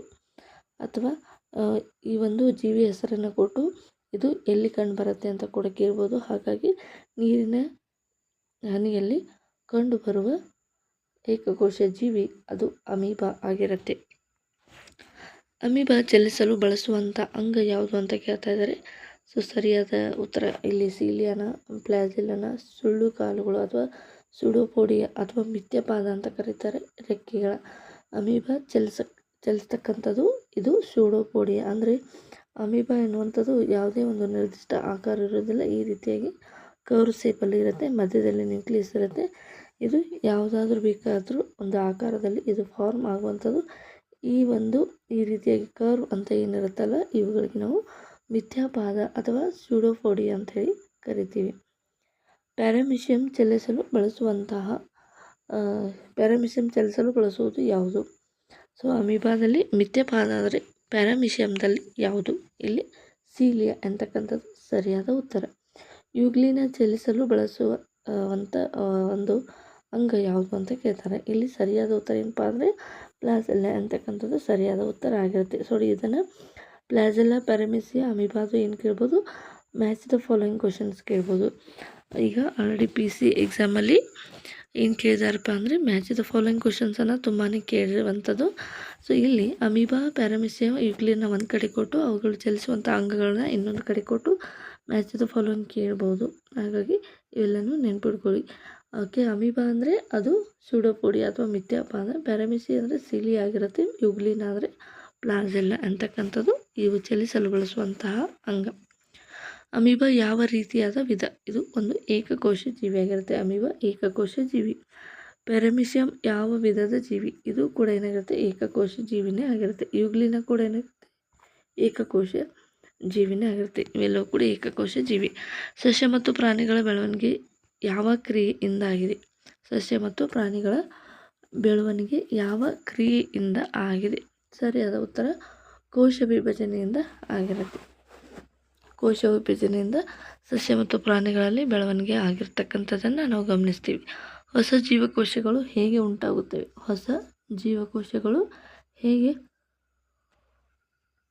ಉಂಟಾಗುತ್ತವೆ ಅಂತ ನೋಡಿದಾಗ ಹೊಸ ಜೀವಕೋಶಗಳು ಹಳೆ ಜೀವಕೋಶದಿಂದ ವಿಭಜನೆ 1, 1ಕ್ಕೆ 2, 2ಕ್ಕೆ 4, 4ಕ್ಕೆ 8 ಈ ರೀತಿಯಾಗಿ ಮಲ್ಟಿಪಲ್ ಆಗಿ ಡಿವಿಷನ್ ಆಗಿ ಕೋಶ ವಿಭಜನೆಯಿಂದ ಹೊಸ ಜೀವಿಗಳ ಉತ್ಪತ್ತಿಯಾಗುತ್ತದೆ. ಒಂದು ಕೋಶವು 2 ಹೊಸ ಜೀವಕೋಶಗಳಾಗಿ ವಿಭಜಿಸುವ ಕ್ರಿಯೆ ಯಾವುದು? ಒಂದು ಕೋಶವು ಹೊಸ 2 ಜೀವಕೋಶಗಳಾಗಿ ವಿಭಜಿಸುವಂಥ ಕ್ರಿಯೆ ಯಾವುದು ಅಂತ ಕೇಳ್ತಾರೆ. ಸರಿಯಾದ ಉತ್ತರ ಕೋಶ ವಿಭಜನೆ. ಪ್ರಕಾಶ ಸಂಶ್ಲೇಷಣೆ ಅಥವಾ ದ್ವಿತೀಯ ಸಂಶ್ಲೇಷಣೆ ಅಂದರೆ ಸಸ್ಯಗಳು ಆಹಾರವನ್ನು ತಯಾರಿಸ್ತವೆ, ಅದಕ್ಕೆ ದ್ವಿತೀಯ ಸಂಶ್ಲೇಷಣೆ ಅಂತ ಕರಿತೀವಿ. ತಪ್ಪು. ಉಸಿರಾಟ ಬೇರೆ, ವಿಸರ್ಜನೆ ಕೂಡ ಬೇರೆ ಆಗಿರುತ್ತೆ. ಹಾಗಾಗಿ ಕೋಶ ವಿಭಜನೆ. ಜೀವಿಗಳ ಬೆಳವಣಿಗೆಗೆ ಮುಖ್ಯ ಕಾರಣ ಏನು? ಇಲ್ಲೂ ಕೂಡ ಏನಾಗುತ್ತೆ, ಕೋಶಗಳ ಸಂಖ್ಯೆ ಹೆಚ್ಚಾಗುವುದರಿಂದ ಇಲ್ಲಿ ಕೂಡ ಜೀವಿಗಳ ಬೆಳವಣಿಗೆ ಉಂಟಾಗುತ್ತೆ. ಜೀವಕೋಶಗಳಲ್ಲಿ ಹಾನಿಗೊಳಗಾದ ಜೀವಕೋಶವನ್ನು ಯಾವುದು ಬದಲಾಯಿಸುತ್ತೆ? ಅಂದರೆ ಜೀವಕೋಶ ಅಂದರೆ ಇಲ್ಲಿ ಡ್ಯಾಮೇಜಸ್ ಸೆಲ್ಸ್ಗಳೇನಿರ್ತವೆ ಅವುಗಳನ್ನು ಏನಾಗ್ತವೆ ಅಂದರೆ ಹಾನಿಗೊಳಗಾದ ಜೀವಕೋಶಗಳನ್ನು ಬದಲಾಯಿಸುವಂಥದ್ದು ಯಾವುದು ಅಂತ ಕೇಳ್ತಾ ಇದ್ದಾರೆ. ಇಲ್ಲಿ ಸರಿಯಾದ ಉತ್ತರ ಅಂದರೆ ಹೊಸ ಜೀವಕೋಶಗಳು ಹಳೆ ಜೀವಕೋಶಗಳನ್ನು ನಾಶಗೊಳಿಸಿ ಹೊಸ ಜೀವಕೋಶಗಳು ಕಂಡು ಬರ್ತವೆ. ಸರಿಯಾದ ಉತ್ತರ ಎ ಆಗಿರುತ್ತೆ. ಜೀವಕೋಶದ ವಿಭಜನೆಯಿಂದ ಏನು ಸಂಭವಿಸುತ್ತದೆ? ಬೆಳವಣಿಗೆ ಆಗುತ್ತೆ, ದುರಸ್ತಿ ಆಗುತ್ತೆ, ಸಂತಾನೋತ್ಪತ್ತಿ ಆಗುತ್ತೆ, ಮೇಲಿನೆಲವು. ಸೊ ಜೀವಕೋಶದ ಬೆಳವಣಿಗೆ ವಿಭಜನೆಯಿಂದ ಜೀವಕೋಶದ ವಿಭಜನೆಯಿಂದ ಬೆಳವಣಿಗೆ ಕೂಡ ಆಗುತ್ತೆ. ಅಥವಾ ನಮಗೆ ಎಲ್ಲಿ ಸಡನ್ನಾಗಿ ಒಂದು ಸ್ವಲ್ಪ ಡ್ಯಾಮೇಜ್ ಆದರೆ ಎಲ್ಲದನ್ನು ದುರಸ್ತಿ ಮಾಡಲಿಕ್ಕೂ ಕೂಡ ಕೋಶ ವಿಭಜನೆ ಆಗುತ್ತೆ. ಸಂತಾನೋತ್ಪತ್ತಿ ಕೂಡ ಕೋಶ ವಿಭಜನೆಯಿಂದ ಆಗುತ್ತೆ. ಹಾಗಾಗಿ ಸರಿಯಾದ ಉತ್ತರ ಮೇಲಿನೆಲವು ಆಪ್ಷನ್ ಡಿ ಸರಿಯಾಗಿರುತ್ತೆ. ಅಂಗಾಂಶವನ್ನು ರೂಪಿಸುವ ಘಟಕ ಯಾವುದು? ಅಂಗಾಂಶವನ್ನು ರೂಪಿಸುವಂಥ ಘಟಕ ಯಾವುದು ಅಂದರೆ ಜೀವಕೋಶ. ಜೀವಕೋಶ ಇರುವಂಥದ್ದು ಅಂಗಾಂಶವನ್ನು ರೂಪಿಸುವಂಥ ಮೂಲ ಘಟಕ. ಅಮೀಬಾ ಆಹಾರವನ್ನು ಹೇಗೆ ಹಿಡಿಯುತ್ತದೆ? ಅಮೀಬಾ ಆಹಾರವನ್ನು ತನ್ನ ಮಿಥ್ಯಾಪಾದದ ಮೂಲಕ ಅಥವಾ ಸುಳ್ಳು ಕಾಲುಗಳು ಅಥವಾ ಸೂಡೋಪೋಡಿಯಾದ ಮೂಲಕ ಆಹಾರ ಈ ರೀತಿಯಾಗಿ ಇಲ್ಲಿ ಏನಾದರೂ ಆಹಾರ ಇದ್ದರೆ ಅದರ ಮಿಥ್ಯಾಪಾದಗಳನ್ನು ಈ ರೀತಿಯಾಗಿ ಅದು ಹೊರಭಾಗಕ್ಕೆ ಚಾಚಿ ಈ ರೀತಿಯಾಗಿ ಅದನ್ನು ಕ್ಲೋಸ್ ಮಾಡಿ ಒಳಗಡೆ ತಗೊಂಡು ಅದು ಡೈಜೆಷನ್ ಮಾಡುತ್ತೆ. ಸೊ ಯುಗ್ಲಿನದಲ್ಲಿ ಪ್ರಕಾಶ ಸಂಶ್ಲೇಷಣೆ ನಡೆಯಲು ಕಾರಣವೇನು? ಯುಗ್ಲಿನದಲ್ಲಿ ಪ್ರಕಾಶ ಸಂಶ್ಲೇಷಣೆ ಅಂದರೆ ದ್ಯುತಿ ಸಂಶ್ಲೇಷಣೆ ನಡಲಿಕ್ಕೆ ಕಾರಣ ಏನು? ಈ ಒಂದು ಯುಗ್ಲಿನದಲ್ಲಿ ಕ್ಲೋರೋಪ್ಲಾಸ್ಟ್ ಇರೋದ್ರಿಂದ ಗ್ರೀನ್ ಕಲರ್ ಕ್ಲೋರೋಫಿಲ್ ಇರೋದರಿಂದ ಈ ಯುಗ್ಲಿನದಲ್ಲಿ ದ್ಯುತಿ ಸಂಶ್ಲೇಷಣೆ ಕ್ರಿಯೆ ನಡೆಯುತ್ತೆ. ಯಾವ ಏಕಕೋಶ ಜೀವಿಯಲ್ಲಿ ದ್ಯುತಿ ಸಂಶ್ಲೇಷಣೆ ಕ್ರಿಯೆ ನಡೆಯುತ್ತೆ ಅಂತ ಪ್ರಶ್ನೆ ಕೇಳಿದರೆ ಅದು ಯುಗ್ಲಿನ ಆಗಿರುತ್ತೆ. ಸೊ ಯುಗ್ಲಿನ ಯಾಕೆ ಮಾಡುತ್ತೆ ಅಂದರೆ ಕ್ಲೋರೋಪ್ಲಾಸ್ಟ್ ಅದರಲ್ಲಿ ಇರೋದ್ರಿಂದ ಇದು ದ್ಯುತಿ ಸಂಶ್ಲೇಷಣೆ ಕ್ರಿಯೆಯನ್ನು ಮಾಡುತ್ತೆ. ಜೀವಕೋಶಗಳು ಸಂಘಟನೆಯಲ್ಲಿ ಅತ್ಯುನ್ನತ ಹಂತ ಯಾವುದು? ಜೀವಕೋಶದ ಸಂಘಟನೆಯಲ್ಲಿ ಅತ್ಯಂತ ಉನ್ನತ ಹಂತ ಅಂದರೆ ಇಲ್ಲಿ ಜೀವಕೋಶ ಇರುವಂಥದ್ದು ಅಂಗಾಂಶ ಆಗುತ್ತೆ. ಜೀವಕೋಶ ಇರುವಂಥದ್ದು ಅಂಗಾಂಶದಿಂದ ಹಲವಾರು ಅಂಗಗಳು ಕೂಡಿ ಜೀವಿ ಆಗೋದರಿಂದ ಅತ್ಯುನ್ನತ ಹಂತ ಎಂತಕ್ಕಂಥದ್ದು ಅದು ಜೀವಿ ಆಗಿರುತ್ತೆ. ಅಮೀಬಾ ಯಾವ ಪರಿಸರದಲ್ಲಿ ಸಾಮಾನ್ಯವಾಗಿ ಕಂಡುಬರುತ್ತದೆ? ಅಮೀಬಾ ಸಾಮಾನ್ಯವಾಗಿ ಯಾವ ಪರಿಸರದಲ್ಲಿ? ಕೊಳದ ನೀರಿನಲ್ಲಿ ಅಮೀಬಾ ಕಂಡುಬರುತ್ತೆ. ಪ್ಯಾರಾಮೆಸಿಯಂ ದೇಹದ ಸುತ್ತಲೂ ಇರುವ ಸಣ್ಣ ಕೂದಲಿನಂತಹ ರಚನೆ ಯಾವುದು ಅಂತ ಕೇಳ್ತಾರೆ. ಸೊ ಪ್ಯಾರಾಮೆಸಿಯಂ ಸುತ್ತಲೂ ಇರುವಂಥ ಸಣ್ಣದಾದ ಕೂದಲಿನ ರಚನೆ ಇರುತ್ತೆ. ಅದು ಆ ಒಂದು ಪ್ಯಾರಾಮೆಸಿಯಾ ಚಲಿಸಲು ಬಳಸುವಂಥ ಅಂಗ ಆಗಿರುತ್ತೆ. ಸೊ ಸರಿಯಾದ ಉತ್ತರ ಯಾವುದಾಗಿತ್ತು? ಫ್ಲಾಜೆಲ್ಲಾ ಅಂತಕ್ಕಂಥದ್ದು ಸರಿಯಾದ ಉತ್ತರ. ನೆಕ್ಸ್ಟು ಕಾಂಪೋಸ್ಟ್ ಗೊಬ್ಬರವನ್ನು ತಯಾರಿಸಲು ಬಳಸುವುದು ಯಾವುದು? ಕಾಂಪೋಸ್ಟ್ ಗೊಬ್ಬರವನ್ನು ತಯಾರಿಸಲಿಕ್ಕೆ ಬಳಸುವಂಥದ್ದು ಯಾವುದು ಅಂತ ಕೇಳ್ತಾ ಇದ್ದಾರೆ. ಸೊ ಸರಿಯಾದ ಉತ್ತರ ಯಾವಪ್ಪ ಅಂದರೆ ಪ್ಲಾಸ್ಟಿಕ್ಕನ್ನು ಬಳಸೋದಿಲ್ಲ, ಕಬ್ಬಿಣವನ್ನು ಕೂಡ ಬಳಸೋದಿಲ್ಲ. ಹಾಗಾಗಿ ಇಲ್ಲಿ ಜೈವಿಕ ತ್ಯಾಜ್ಯವನ್ನು ಬಳಸೋದ್ರಿಂದ ಸರಿಯಾದ ಉತ್ತರ ಏನಪ್ಪ ಅಂದರೆ ಜೈವಿಕ ತ್ಯಾಜ್ಯ ಆಗಿರುತ್ತೆ. ಒದ್ದೆಯಾದ ಆಹಾರ ಏಕೆ ಬೇಗ ಕೆಡುತ್ತದೆ? ಒದ್ದೆಯಾದ ಆಹಾರದಲ್ಲಿ ಏನಾಗುತ್ತೆ ಅಂದರೆ ಸೂಕ್ಷ್ಮಾಣುಜೀವಿಗಳು ಬೆಳವಣಿಗೆಯಿಂದ ಅದು ಆಹಾರ ಬೇಗ ಕೆಡುತ್ತೆ. ಸೂಕ್ಷ್ಮ ಜೀವಿಗಳು ಕಣ್ಣಿಗೆ ಕಾಣುತ್ತವೆ ಅಂತ ಕೇಳ್ತಾ ಇದ್ದಾರೆ. ಇಲ್ಲಿ ಇಲ್ಲ. ಏನಾಗುತ್ತೆ? ಸೂಕ್ಷ್ಮಾಣುಜೀವಿಗಳು ಬರಿಗಣ್ಣಿಗೆ ಕಾಣುವುದಿಲ್ಲ. ಬ್ಯಾಕ್ಟೀರಿಯಾ ಒಂದು ಸೂಕ್ಷ್ಮಜೀವಿ. ಶಿಲೀಂಧ್ರವು ಸಾಮಾನ್ಯವಾಗಿ ಬೆಳೆಯುವಂಥದ್ದು ಎಲ್ಲಿ? ಒಣ ರೊಟ್ಟಿ, ಒದ್ದೆಯಾದ ರೊಟ್ಟಿ, ಕಲ್ಲು, ಉಪ್ಪು. ಅಲ್ಲಿ ಸರಿಯಾದ ಉತ್ತರ ಶಿಲೀಂಧ್ರವು ಒದ್ದೆಯಾದ ರೊಟ್ಟಿಯಲ್ಲಿ ಶಿಲೀಂಧ್ರ ಎಂತಕ್ಕಂಥದ್ದು ಬೆಳೆಯುವಂಥದ್ದು. ಕಾಂಪೋಸ್ಟ್ ಗೊಬ್ಬರವು ಪರಿಸರಕ್ಕೆ ಡ್ಯಾಶ್ ಆಗಿದೆ. ಇದು ಪರಿಸರ ಸ್ನೇಹಿ. ಕಾಂಪೋಸ್ಟ್ ಗೊಬ್ಬರ ಎನ್ನುವಂಥದ್ದು ಇದು ಪರಿಸರ ಸ್ನೇಹಿಯಾಗಿರುತ್ತೆ. ಕೊಳೆತ ಆಹಾರವನ್ನು ತಿನ್ನಬಾರದು ಏಕೆ? ಇದರಿಂದ ರೋಗ ಬರುತ್ತದೆ, ಹಾಗಾಗಿ ತಿನ್ನಬಾರ್ದು. ಸೂಕ್ಷ್ಮಾಣುಜೀವಿಗಳಿಂದ ಮೊಸರು ತಯಾರಿಸಲಾಗುತ್ತದೆಯೇ ಅಂತ ಕೇಳ್ತಾ ಇದ್ದಾರೆ. ಸರಿಯಾದ ಉತ್ತರ ಟ್ರೂ ಫಾಲ್ಸನ್ನು ಕೂಡ ಕೇಳ್ಬೋದು. ಶಿಲೀಂಧ್ರವು ಒಂದು ಸೂಕ್ಷ್ಮಜೀವಿ. ಸರಿಯಾಗಿದೆ. ಕಾಂಪೋಸ್ಟ್ ಗೊಬ್ಬರ ರಾಸಾಯನಿಕ ಗೊಬ್ಬರವಾಗಿದೆ. ತಪ್ಪು. ಇದು ರಾಸಾಯನಿಕ ಗೊಬ್ಬರ ಅಲ್ಲ, ಸಾವಯವ ಗೊಬ್ಬರ ಆಗಿರುತ್ತೆ. ಹಾಳಾದ ಆಹಾರದಲ್ಲಿ ಸೂಕ್ಷ್ಮಜೀವಿಗಳು ಬೆಳೆಯುತ್ತವೆ. ಸರಿಯಾದ ಉತ್ತರ. ಸೂಕ್ಷ್ಮಜೀವಿಗಳನ್ನು ಬರಿಗಣ್ಣಿನಿಂದ ನೋಡಬಹುದು. ಇಲ್ಲ. ತಪ್ಪು. ಸರಿಯಾದ ಉತ್ತರ. ತೇವಾಂಶವು ಶಿಲೀಂಧ್ರಗಳ ಬೆಳವಣಿಗೆಗೆ ಸಹಾಯಕಾರಿ. ಸರಿ. ಆಹಾರವನ್ನು ಶಿಥಿಲೀಕರಣ ಮಾಡಿದರೆ ಹೆಚ್ಚು ಕಾಲ ಉಳಿಯುತ್ತೆ. ನೀವು ಆಹಾರವನ್ನು ಸ್ವಲ್ಪ ಹೊತ್ತು ಫ್ರಿಜ್ಜಲ್ಲಿ ಇಟ್ಟರೆ 1 ದಿನ 2 ದಿನ 3 ದಿನ ಈ ರೀತಿಯಾಗಿ ಬಾಳಿಕೆ ಬರತಕ್ಕಂಥದ್ದನ್ನು ನಾವು ನೋಡ್ತೀವಿ. ಹಾಗಾಗಿ ಇದನ್ನು ನಾವು ಶಿಥಿಲೀಕರಣ ಅಂತ ಕರಿತೀವಿ. ಹಾಗಾಗಿ ಇದು ಸರಿಯಾದ ಉತ್ತರ. ಸೂಕ್ಷ್ಮಜೀವಿಗಳು ಉಪಯುಕ್ತವೋ ಹಾನಿಯೂ ಕೂಡ ಆಗಿರ್ಬೋದು. ಸರಿ ಉತ್ತರ. ಸೂಕ್ಷ್ಮಜೀವಿಗಳು ನಾವು ಹಾಲನ್ನು ಮೊಸರು ಮಾಡಲಿಕ್ಕೆ ಸೂಕ್ಷ್ಮಜೀವಿಗಳನ್ನ ಬಳಸ್ತೀವಿ ಮತ್ತು ಇವು ಉಪಯುಕ್ತವೂ ಕೂಡ ಆಗಿರ್ತವೆ, ಹಾನಿ ಕೂಡ ಆಗಿರ್ತವೆ. ಕಾಂಪೋಸ್ಟ್ ಗೊಬ್ಬರವು ಮಣ್ಣಿನ ಫಲವತ್ತತೆಯನ್ನು ಹೆಚ್ಚಿಸುತ್ತದೆ. ಸರಿಯಾದ ಉತ್ತರ. ಸೊ ಇಲ್ಲಿ ಇನ್ನೊಂದಿಷ್ಟು ಎಡಿಷ್ನಲ್ ಇಂಪಾರ್ಟೆಂಟ್ ಕ್ವಶನ್ಸ್ಗಳಿದ್ದಾವೆ, ಇವುಗಳನ್ನು ನೋಡ್ತಾ ಬನ್ನಿ. Very important ಕ್ವಶನ್ಸ್ಗಳಿದ್ದಾವೆ. ಲಾಲಾರಸದಲ್ಲಿ ಇರುವಂತಹ ಕಿಣ್ವ ಯಾವುದು? ಲಾಲಾರಸದಲ್ಲಿ ಇರುವಂತಹ ಕಿಣ್ವ ಯಾವುದು ಅಂತ ಇದೆ. ಸರಿಯಾದ ಉತ್ತರ ಯಾವುದು? ಲಾಲಾರಸ ಅಂತಂದರೆ ಇದು ನಮ್ಮ ಬಾಯಿಯಲ್ಲಿ ಯಾವುದೇ ಒಂದು ಆಹಾರವನ್ನು ನೋಡಿದಾಗ ನಮ್ಮ ಬಾಯಿಯಲ್ಲಿ ನೀರು ಒರೆಯುವುದನ್ನು ನಾವು ಕಾಣ್ತೀವಿ. ನೀರು ಒರೆಯುವುದು ಅಂದರೆ ಇಲ್ಲಿ ಸಲೈವರಿ ಗ್ಲ್ಯಾಂಡ್ ಇರುತ್ತೆ, ಬಾಯಿಯೊಳಗೆ ಸಲೈವರಿ ಗ್ರಂಥಿಗಳಿರ್ತವೆ. ಆ ಸಲೈವರಿ ಗ್ರಂಥಿ ಅಂತಕ್ಕಂಥದ್ದು ಅಮೈಲೇಸನ್ನು ಸೀಕ್ರೆಟ್ ಮಾಡುತ್ತೆ. ಇದು ಲಾಲಾರಸದಲ್ಲಿ ಇರುವಂಥ ಒಂದು ಕಿಣ್ವ ಆಗಿರುತ್ತೆ. ನೆಕ್ಸ್ಟ್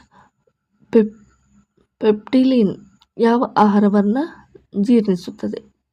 ಪೆಪ್ಟಿನ್ ಅಂತ ಹೇಳಿದೆ, ಇದು ಯಾವ ಆಹಾರವನ್ನು ಜೀರ್ಣಿಸುತ್ತದೆ? ಇದು ಪಿಷ್ಟವನ್ನು ಜೀರ್ಣಿಸುವಂಥದ್ದು ಒಂದು ಆಹಾರ, ಇದು ಕಿಣ್ವ ಆಗಿದೆ. ಪಿಷ್ಟವನ್ನು ಯಾವ ಪದಾರ್ಥವಾಗಿ ಪರಿವರ್ತಿಸಲಾಗುತ್ತದೆ? ಮೊದಲಿಗೆ ಆಹಾರ ಎನ್ನುವಂಥದ್ದು ಪಿಷ್ಟ ಆಗುತ್ತೆ. ಪಿಷ್ಟದಿಂದ ಇದು ಯಾವುದನ್ನು ಪರಿವರ್ತಿಸುತ್ತೆ? ಮೊದಲಿಗೆ ಇದು ಮಾಲ್ಟೋಸನ್ನು ಇದು ಪರಿವರ್ತನೆಯಾಗಿ ಮಾಡುತ್ತೆ. ಪಿಷ್ಟವನ್ನು ಮಾಲ್ಟೋಸ್ ಆಗಿ ಪರಿವರ್ತನೆಗೊಳಿಸುತ್ತೆ. ಗ್ಲೂಕೋಸ್ ಎನ್ನುವಂಥದ್ದು ಸುಕ್ರೋಸ್ ಫ್ರಕ್ಟೋಸ್ ಆಗಿ ಬಡಿತವೆ. ಸೊ ಮಾಲ್ಟೋಸ್ ಪಿಷ್ಟ ಅಂತಕ್ಕಂಥದ್ದು ಕನ್ವರ್ಟ್ ಆಗಿ ಗ್ಲೂಕೋಸ್ ಆಗುತ್ತೆ. ಮಾಲ್ಟೋಸ್ ಎನ್ನುವಂಥದ್ದು ಪಿಷ್ಟದ ಪದಾರ್ಥದಿಂದ ಬರುವಂಥದ್ದು. ಮಾನವನ ದೇಹದಲ್ಲಿ ಅತಿ ದೊಡ್ಡ ಗ್ರಂಥಿ ಯಾವುದು? ಮಾನವನ ದೇಹದಲ್ಲಿ ಅತಿ ದೊಡ್ಡ ಗ್ರಂಥಿ ಯಾವುದು? ಸರಿಯಾದ ಉತ್ತರ ಯಕೃತ ಅಂದರೆ ಲಿವರ್. ಓಕೆ, ನೆಕ್ಸ್ಟ್ ಯಕೃತದ ಬಣ್ಣ ಯಾವುದು? ನಮ್ಮ ಈ ಒಂದು ಪಿತ್ತಕೋಶ ಯಾವ ಒಂದು ಬಣ್ಣದಲ್ಲಿ ಇರುತ್ತೆ? ಸರಿಯಾದ ಉತ್ತರ ಕೆಂಪು ಮತ್ತು ಕಂದು ಬಣ್ಣದಲ್ಲಿ ಇರುತ್ತೆ. ಯಕೃತದ ಸರಾಸರಿ ತೂಕ ಎಷ್ಟು? ಯಕೃತದ ಸರಾಸರಿ ತೂಕ ಎಷ್ಟಪ್ಪ ಅಂದರೆ 1.5 kg ಆಗಿರುತ್ತೆ. 1.5 kg ಆಗಿರುತ್ತೆ. ಯಕೃತವು ಯಾವ ದ್ರವವನ್ನು ಉತ್ಪಾದಿಸುತ್ತದೆ? ಯಕೃತವು ಯಾವ ದ್ರವವನ್ನು ಉತ್ಪಾದಿಸುತ್ತದೆ? ಸೊ ನೋಡಿ, ನಮ್ಮ ದೇಹದಲ್ಲಿ ಇನ್ಸುಲಿನ್ ಪ್ರಮಾಣ ಕಡಿಮೆ ಆದಾಗ ಮಾನವನ ದೇಹದಲ್ಲಿ ಡಯಾಬಿಟಿಸ್ ಅಂತಕ್ಕಂಥದ್ದು ಬರುತ್ತೆ. ಈ ಒಂದು ಡಯಾಬಿಟಿಸ್ ಯಾವುದರಿಂದ ಬರುತ್ತೆ ಅಂದರೆ ಯಕೃತವು ಯಾವ ದ್ರವವನ್ನು ಉತ್ಪಾದನೆ ಮಾಡ್ತಾರೆ ಅಂತ ಕೇಳ್ತಾರೆ. ಯಕೃತದಲ್ಲಿ ಇನ್ಸುಲಿನ್ ಬಿಡುಗಡೆ ಆಗುತ್ತೆ. ಈ ಇನ್ಸುಲಿನ್ ಬಿಡುಗಡೆ ಕಡಿಮೆ ಪ್ರಮಾಣದಲ್ಲಿ ಆದರೆ ಇಲ್ಲಿ ಏನು ಬರುತ್ತೆ? ಸಕ್ಕರೆ ಅಂತಕ್ಕಂಥದ್ದು, ಸಕ್ಕರೆ ಒಂದು ರೋಗ ಬರುವಂಥದ್ದು, ಮೇದೋಜಿ ಈ ಒಂದು ಸಕ್ಕರೆ ಕಾಯಿಲೆ ಅಂತಕ್ಕಂಥದ್ದು ಬರುತ್ತೆ. ಓಕೆನಾ. ನೆಕ್ಸ್ಟ್ ಇದು ಸರಿಯಾದ ಉತ್ತರ ಏನಪ್ಪ ಅಂದರೆ ಪಿತ್ತರಸ. ಯಕೃತವು ಪಿತ್ತಕೋಶದಲ್ಲಿ ಪಿತ್ತರಸ ಬರುತ್ತೆ. ಪಿತ್ತಕೋಶಕ್ಕೆ ನಾವು ಯಕೃತ ಅಂತ ಕೂಡ ಕರಿತೀವಿ. ಯಕೃತವು ದಿನಕ್ಕೆ ಎಷ್ಟು ಪಿತ್ತರಸವನ್ನು ಸ್ರವಿಸುತ್ತೆ? ಸರಿಯಾದ ಉತ್ತರ 400ರಿಂದ 800 ml ಅಂತಕ್ಕಂಥದ್ದು ಸೀಕ್ರೆಟ್ ಮಾಡುತ್ತೆ. ರಕ್ತ ಹೆಪ್ಪುಗಟ್ಟಲು ಸಹಾಯ ಮಾಡುವ ಪ್ಲಾಸ್ಮಾ ಪ್ರೋಟೀನ್ ಯಾವುದು? Albumin, ಗ್ಲೋಬ್ಯುಲಿನ್, ಫೈಬ್ರಿನೋಜನ್, haemoglobin. ನೋಡಿ, ರಕ್ತದಲ್ಲಿ ಆಲ್ಬ್ಯೂಮಿನ್ ಅಂತಕ್ಕಂಥದ್ದು ಇದು ಎಗ್ಗಲ್ಲಿ ಇರ್ತಕ್ಕಂಥದ್ದು.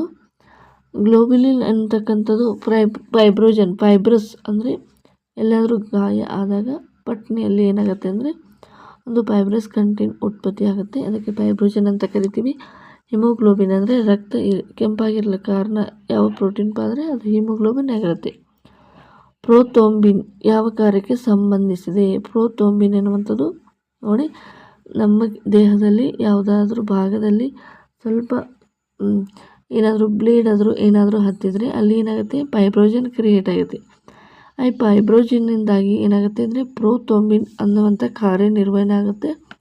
ಅದರಿಂದ ಏನಾಗುತ್ತೆ, ಅಲ್ಲಿ ಜಾಳಿಗೆ ರೂಪದಲ್ಲಿ ಏನು ಮಾಡುತ್ತೆ, ಆ ಒಂದು ಗಾಯವಾದ ಜಾಗವನ್ನು ಕವರ್ ಮಾಡಿಬಿಡುತ್ತೆ. ಅದರಿಂದ ಏನಾಗುತ್ತೆ ಅಂದರೆ ಆ ಒಂದು ಕಾರ್ಯಕ್ಕೆ ನಾವು ಪ್ರೋಥ್ರೋಂಬಿನ್ ಅಂತ ಕರಿತೀವಿ. ಆ ಒಂದು ಪ್ರೋಥ್ರೋಂಬಿನ್ ಆದ ನಂತರ ಅಲ್ಲಿ ರಕ್ತ ಹೆಪ್ಪುಗಟ್ಟಲಿಕ್ಕೆ ಸ್ಟಾರ್ಟ್ ಮಾಡುತ್ತೆ. ಇದಕ್ಕೆ ನಾವು ಪ್ರೋಥ್ರೋಂಬಿನ್ ಅಂತ ಹೇಳಿ ಕರಿತೀವಿ. ಯಕೃತದಲ್ಲಿ ಯಾವ ಜೀವಸತ್ವಗಳು ಇವೆ? ಯಕೃತದಲ್ಲಿ ಯಾವ ಜೀವಸತ್ವಗಳು ಇವೆ ಅಂದರೆ ADEK ಎನ್ನುವಂಥ ಜೀವಸತ್ವಗಳು ಇರ್ತವೆ. ಅಮೋನಿಯಾವನ್ನು ಯೂರಿಯಾಗೆ ಪರಿವರ್ತಿಸುವ ಅಂಗ ಯಾವುದು? ಅಮೋನಿಯಾವನ್ನು ಯೂರಿಯಾಗೆ ಪರಿವರ್ತಿಸುವಂತಹ ಅಂಗ ಯಾವುದು? ಅದು ಸರಿಯಾದ ಉತ್ತರ ಯಕೃತ ಆಗಿರುತ್ತೆ ಅಥವಾ ಪಿತ್ತಕೋಶ ಆಗಿರುತ್ತೆ. ಯಕೃತ್ತಿನ ಎಷ್ಟು ಭಾಗ ಉಳಿದರೂ ಅದು ಪುನರುತ್ಪತ್ತಿಯಾಗುತ್ತೆ. ಅಂದರೆ ಯಕೃತವು ಡ್ಯಾಮೇಜ್ ಆಗಿ ಎಷ್ಟು ಪ್ರಮಾಣ ದೇಹದಲ್ಲಿ ಉಳಿದ್ರೆ ಅದು ಸಂಪೂರ್ಣವಾಗಿ ಮತ್ತೆ ಬೆಳೆಯುವಂಥ ಚಾನ್ಸಸ್ ಇರುತ್ತೆ ಅಂತ ಹೇಳಿ ವೈದ್ಯರು ಹೇಳ್ತಾರೆ. ಹಾಗಾಗಿ ಸರಿಯಾದ ಉತ್ತರ ಏನಾಗಿರುತ್ತೆ? ಎಷ್ಟು ಪರ್ಸೆಂಟ್ ಇರಬೇಕು? ಅಟ್ಲೀಸ್ಟ್ ಬೆಳಿಬೇಕಂದ್ರೆ ಮೂಲ ಯಕೃತದಲ್ಲಿ ಎಷ್ಟು ಪರ್ಸೆಂಟ್ ಇರಬೇಕು ಅಂತ ಇದೆ. ಸರಿಯಾದ ಉತ್ತರ ಆಪ್ಷನ್ ಬಿ, 25% ಆದರೂ ಇರಲೇಬೇಕು. ಆಧುನಿಕ ಅಂಗಕಸಿ ಚಿಕಿತ್ಸೆ ಪಿತಾಮಹ ಯಾರು? ಆಧುನಿಕ ಅಂಗಕಸಿ ಚಿಕಿತ್ಸೆಯ ಪಿತಾಮಹ ಯಾರು? Important question. ಸರಿಯಾದ ಉತ್ತರ ಥಾಮಸ್ ಸ್ಟಾರ್ಜನ್. ನೋಡಿ, ಆಪ್ರೇಷನ್ ಮಾಡಿ ಸರ್ಜನ್ ಏನು ಮಾಡ್ತಾರೆ? ಸರ್ಜರಿ ಮಾಡಿ ಅಂಗಕಸಿಯನ್ನು ಮಾಡ್ತಾರೆ. ಹಾಗಾಗಿ ಸರ್ಜನ್ ಅಂಥೇಳಿ ನೆನ್ಪಿಟ್ಕೊರಿ. ಸ್ಟರ್ಜನ್ ಅಂತ ಹೇಳಿ. ಯಕೃತಿಯಲ್ಲಿ RBCಗಳ ನಾಶವಾಗುತ್ತವೆ, ಹೌದು ಅಥವಾ ಇಲ್ಲ? ಯಕೃತದಲ್ಲಿ RBCಗಳು ನಾಶವಾಗುತ್ತವೆ. ಅಂದರೆ ರಕ್ತ ಕಣಗಳು ಸರಿಯಾಗಿ 120 ದಿನಗಳ ಕಾಲ ಇರುತ್ತೆ ಒಂದು ರಕ್ತ ಕಣ. ಅದು ರಕ್ತ ಕಣ ಹೋಗಿ ಅದು ಯಕೃತದಲ್ಲಿ ನಾಶ ಆಗುವಂಥದ್ದನ್ನು ನಾವು ಗಮನಿಸ್ತೀವಿ. ಹಾಗಾಗಿ ಸರಿಯಾದ ಉತ್ತರ ಆಪ್ಷನ್ ಎ. ಯಕೃತದಲ್ಲಿ ಗ್ಲೈಕೋಜನ್ ಸಂಗ್ರಹವಾಗುತ್ತದೆ ಎ ಅಂತ ಕೇಳ್ತಿದ್ರೆ ಸರಿಯಾದ ಉತ್ತರ ಹೌದು. ಯಕೃತಿನ ಪರಾವಲಂಬಿ ಯಾವುದು? ಯಕೃತಿನ ಪರಾವಲಂಬಿ ಯಾವುದು? ಟೇನಿಯಾ, ಪ್ಲಾಸ್ಮೋಲಿಯಾ, ಹೆಪಾಟಿಕಾ, ಅಸ್ಕ್ಯಾರಿಸ್, ಪ್ಲಾಸ್ಮೋಡಿಯಂ. ಸರಿಯಾದ ಉತ್ತರ ಪ್ಯಾಸಿಯೋಲಾ ಹೆಪಾಟಿಕಾ. ಅಂದರೆ ಇದು ಯಕೃತದಲ್ಲಿ ಇರುತ್ತೆ, ಹೆಪಾಟಿಕಾ ಅಂತಕ್ಕಂಥದ್ದು. ಪಿತ್ತರಸದಲ್ಲಿ ಜೀರ್ಣಕಾರಿ ಕಿಣ್ವಗಳಿವೆಯೇ ಅಂತ ಕೇಳ್ತಾ ಇದ್ರೆ ಪಿತ್ತರಸದಲ್ಲಿ ಜೀರ್ಣಕಾರಿ ಕಿಣ್ವಗಳು ಇರೋದಿಲ್ಲ. ಪಿತ್ತರಸದ ಮುಖ್ಯ ಕಾರ್ಯ ಯಾವುದು? ಪಿತ್ತರಸದ ಮುಖ್ಯ ಕಾರ್ಯ ಯಾವುದು ಅಂತ ಇದೆ. ಸೊ ಸರಿಯಾದ ಉತ್ತರ ಏನು ಬಂದರೆ ಕೊಬ್ಬಿನ ಎಮಲ್ಸಿಫಿಕೇಶನ್ ಮಾಡುವಂಥ ಕೆಲಸ, ಕೊಬ್ಬನ್ನು ಕರಗಿಸುವಂಥ ಕೆಲಸ ಪಿತ್ತರಸದ ಮುಖ್ಯ ಕೆಲಸ.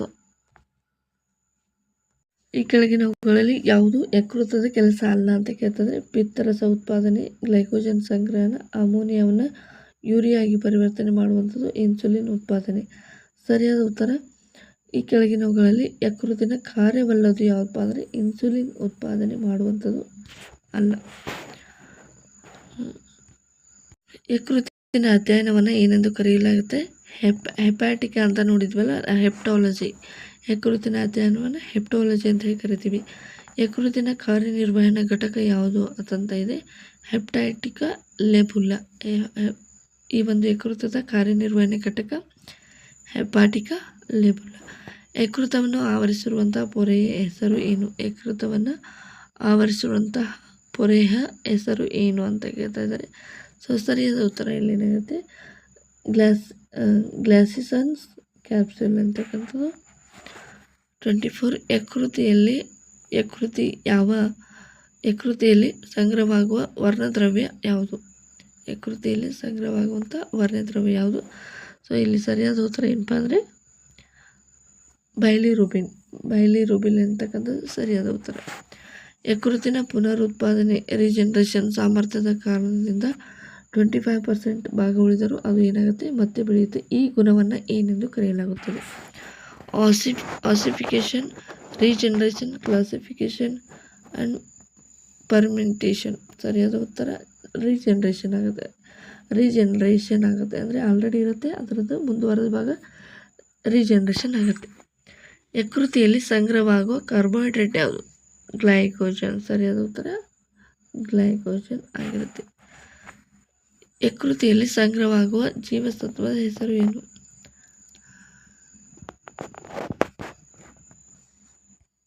ಯಕೃತಿಯಲ್ಲಿ ತಯಾರಾಗುವ ಪಿತ್ತ ವರ್ಣದ್ರವ್ಯ ಯಾವುದು ಅಂತ ಕೇಳ್ತಾರೆ? ಬೈಲಿರುಬಿನ್ ಅಂತಕ್ಕಂಥದ್ದು ನಿಮಗೆ ಗೊತ್ತಿದೆ, ಆಲ್ರೆಡಿ ರಿಪೀಟೆಡ್ ಕ್ವಶನ್ ಇದೆ.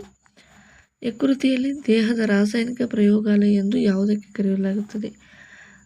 ಕರೆಯಲು ಕಾರಣವೇ? ಯಕೃತವನ್ನು ದೇಹದ ರಾಸಾಯನಿಕ ಪ್ರಯೋಗಾಲಯ ಎಂದು ಯಾವುದನ್ನು ಕರೆಯಲಾಗುತ್ತದೆ? ಸರಿಯಾದ ಉತ್ತರ ಆಪ್ಷನ್ ಬಿ.